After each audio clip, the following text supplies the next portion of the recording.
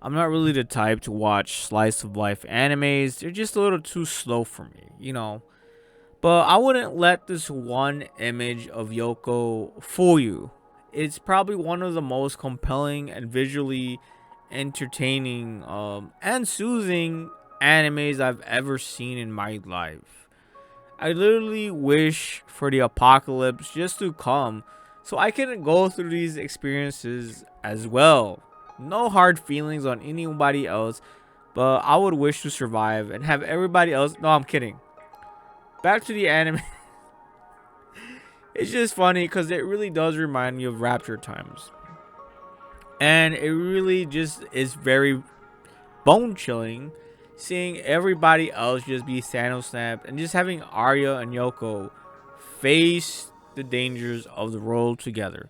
Now, this anime is extremely open ended, and if you don't like animes that don't give you answers, then you're probably going to get very frustrated to this final episode, episode 12. So I just finished watching episode 12 and I went searching for answers on mall forums, and they all have different answers. So from my perspective, it's very open-ended unless you read the source material, which is the manga or light novel. I don't know what the source material is. I should have done my research, but I didn't do enough. But here's the thing about open-ended animes. It really just allows your imagination to run wild.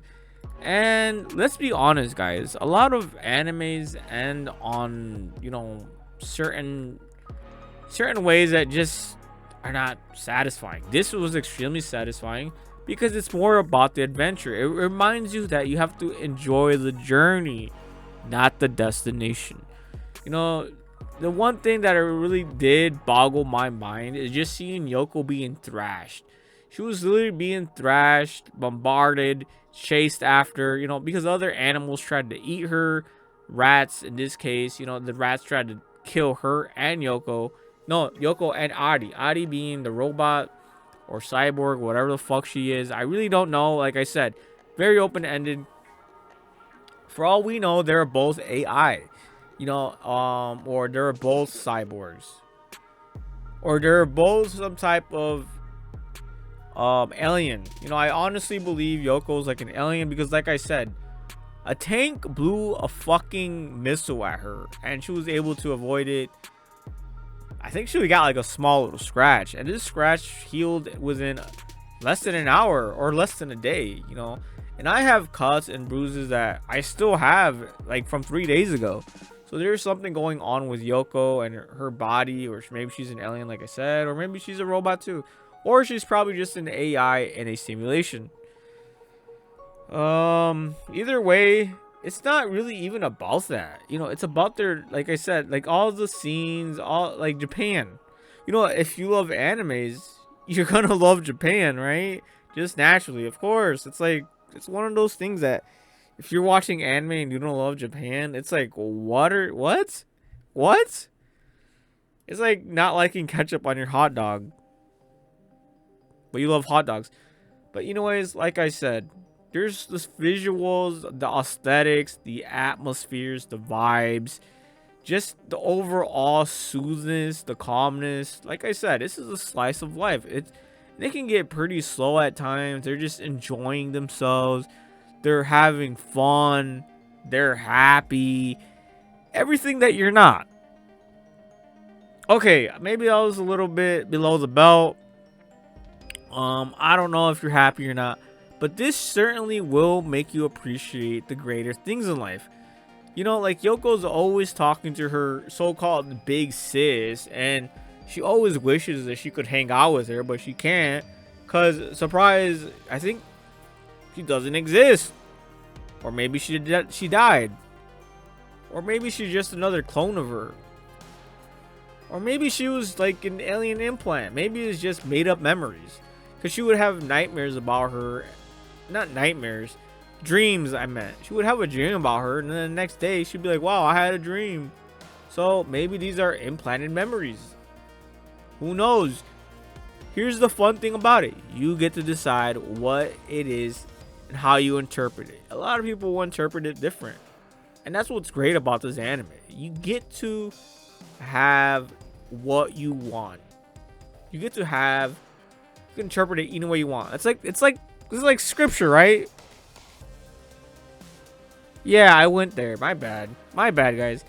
You know, you get to choose what you want in the buffet. Let's just say that. And so while you're watching this, you can just say, you know what? They really are in the apocalypse. You know what? This isn't a simulation. Yoko is just a superhuman. She could be a cyborg. She doesn't have to be a full robot. Maybe it is a simulation. Maybe it isn't. Either way, you're gonna have a blast seeing her pretty much go through like water spouts, tornadoes, pretty much. Tornadoes, like, bro, every single bad thing that could happen happened to her, and she somehow survived. But one of the most shocking moments is when she literally blows up an entire building. Like, this is when the rats were trying to eat her. I think this was like episode 8, 9. I don't remember. She lit like a whole tanker full of gas or oil or something explosive erupts, and she literally gets flung along with her motorcycle and Adi, and somehow she survives. Like, she gets flung like 100 feet in the air and lands on her back. Not a bruise, not a scratch, no broken bones, no messed up joints, no headaches, no concussions, none of it. She just gets up, brushes it off, and continues walking. But just check out these visuals, guys. These look beautiful. It looks amazing. It looks like something that they actually cared about in putting into production. You know, this is not even a Blu-ray disc, my guys. So honestly, if you love slice of life anime, something a bit slower, something a little bit more open-ended, left to interpretation, you know, just so you can just chill max to the max, something that you can just appreciate the art, something that you can just have fun, have laughs, have, you know, just take it easy, man. There's just so much bullshit in this world. Why watch something with more and more intentional violence? Just watch this anime about Adi and Yoko. Like I said, they're just having fun. They're just enjoying life. They're not really, you know, stressing out about shit. They're just trying to visit all the areas of Japan. You know, live off the land, survive, and just be fucking happy. Can't we just have this W for this anime already?